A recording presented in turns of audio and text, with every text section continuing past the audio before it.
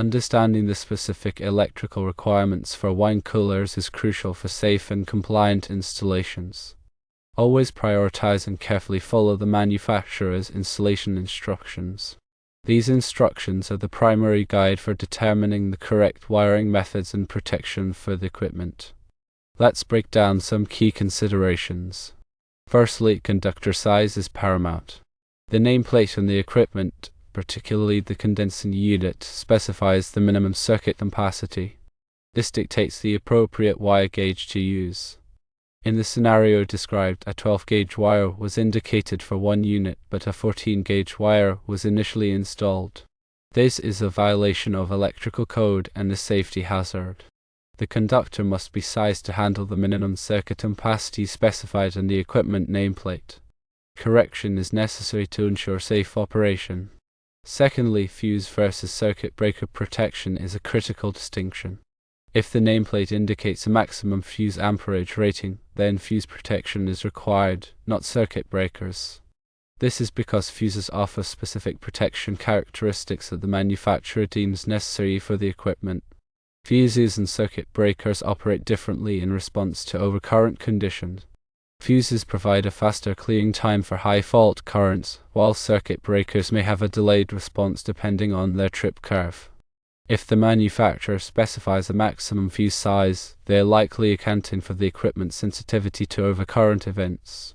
Failing to use fuses when specified can compromise the equipment's protection and potentially void warranties. Wine coolers are essentially specialized refrigerators, and the electrical requirements must be met exactly as specified by the manufacturer. Thirdly, tap rules have limitations. Tap rules, as defined by the National Electrical Code (NEC), allow for smaller conductors to be tapped from a larger feeder under specific conditions. However, tap rules cannot be used to reduce the conductor size from the source to the load. The conductor size can only be reduced from the feeder to the tap point, but can't be reduced again along the circuit from the tap point. In the described scenario, attempting to use tap rules to feed 315-amp circuits from a smaller conductor would not be permissible because, at the point in the circuit where tap rules are used, it is not possible to increase the size of the conductor to accommodate a higher amperage load. The circuit is increased from the 12-gauge to 14-gauge, which would not be acceptable. The tap conductor must have an ampacity sufficient to handle the load itself and must meet other requirements outlined in the NEC. Fourthly, multiple circuits for a single unit are not uncommon. It is not unusual for more complex refrigeration systems, including some wine coolers, to require multiple circuits to power different components such as the compressor, fans, and control circuits. The manufacturer's specifications will clearly indicate if multiple circuits are required. This information is found on the nameplate or in the installation instructions. Fifthly, best practices for future installations involve thorough planning and verification. Before commencing any electrical work, carefully review the equipment's nameplate and installation instructions. Identify all electrical requirements, including voltage, amperage, circuit protection, and conductor size. Consult the NEC to ensure compliance with all applicable codes and standards. Engage a qualified electrician to perform the installation, particularly for unfamiliar equipment. A qualified electrician will have the knowledge and experience to properly size conductors, select appropriate circuit protection, and ensure a safe and code-compliant installation. For example, NEC Table 310.15. The 16 provides ampacity ratings for conductors based on insulation type and temperature rating.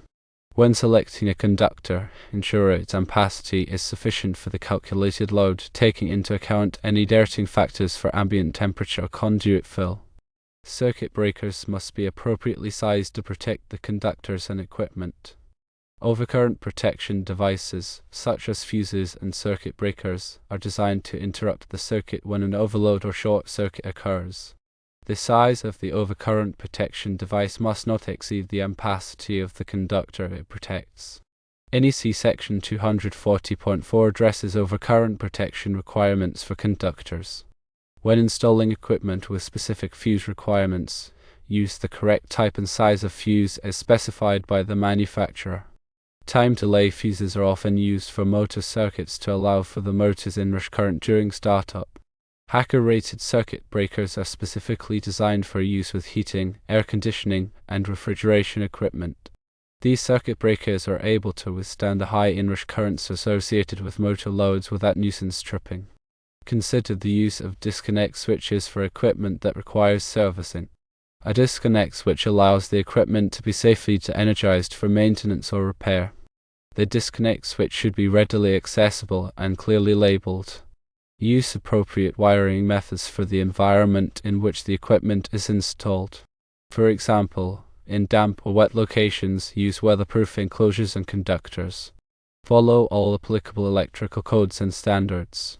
The NEC provides comprehensive guidelines for electrical installations, including conductor sizing, overcurrent protection, grounding, and wiring methods. Obtain necessary permits and inspections. Electrical work may require permits and inspections from local authorities. This ensures that the installation meets all applicable codes and standards.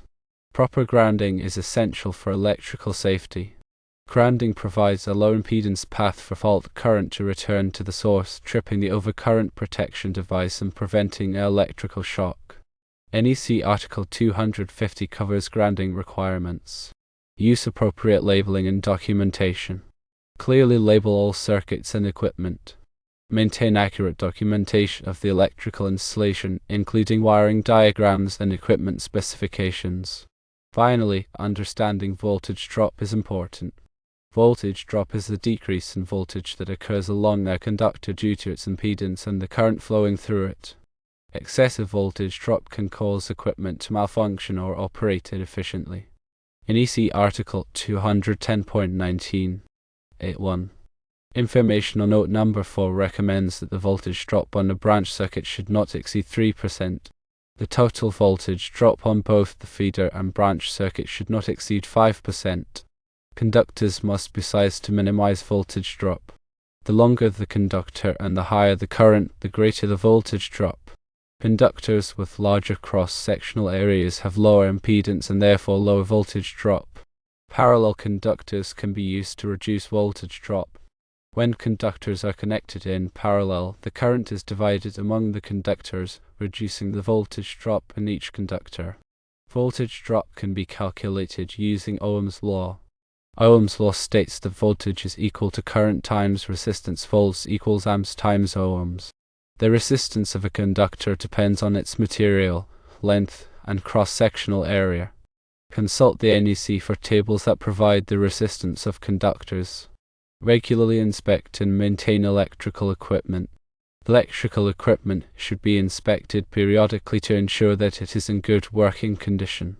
Loose connections, damaged insulation, and other problems should be corrected promptly. Follow the manufacturer's recommendations for maintenance. Avoid overloading circuits. Overloading a circuit can cause the overcurrent protection device to trip or the conductors to overheat, creating a fire hazard. Do not plug too many appliances into a single circuit. Use extension cords safely. Extension cords should be used only temporarily. Do not run extension cords under rugs or furniture where they can be damaged. Use extension cords that are rated for the intended use. Protect electrical equipment from moisture. Moisture can cause electrical equipment to malfunction or create a shock hazard. Install electrical equipment in dry locations. Use weatherproof enclosures and conductors in damp or wet locations. Be aware of electrical hazards. Electricity can be dangerous if not handled properly. Never work on electrical equipment unless you are qualified to do so. Always turn off the power before working on electrical equipment. Use appropriate safety equipment, such as insulated tools and gloves. If you are unsure about something, ask a qualified electrician for help. For example, if the nameplate indicates a minimum circuit ampacity of 9.5 amps and a maximum fuse size of 15 amps, the circuit must be wired with conductors that have an ampacity of at least 9.5 amps and protected by a 15 amp fuse. If the equipment is hardwired, the conductors must be connected directly to the equipment's terminals. If the equipment is cord and plug connected, the cord and plug must be rated for the voltage and amperage of the equipment. The receptacle must be of the correct type and rating for the plug. Follow the manufacturer's instructions for connecting the equipment to the power supply. Proper grounding is essential for electrical safety. Grounding provides a low impedance path for fault current to return to the source, tripping the overcurrent protection device and preventing electrical shock. The grounding conductor must be properly sized and connected to the grounding electrode system. The grounding electrode system must be installed in accordance with the NEC. Bond all metal parts of the electrical system together. Bonding ensures that all metal parts are at the same electrical potential, preventing electrical shock. The bonding conductors must be properly sized and connected.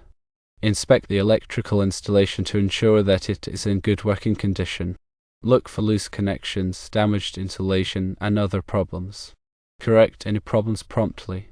Maintain accurate documentation of the electrical installation. This documentation should include wiring diagrams, equipment specifications, and inspection reports. Keep the documentation in a safe place. Remember to be extra cautious and verify all electrical components of an installation before powering it on.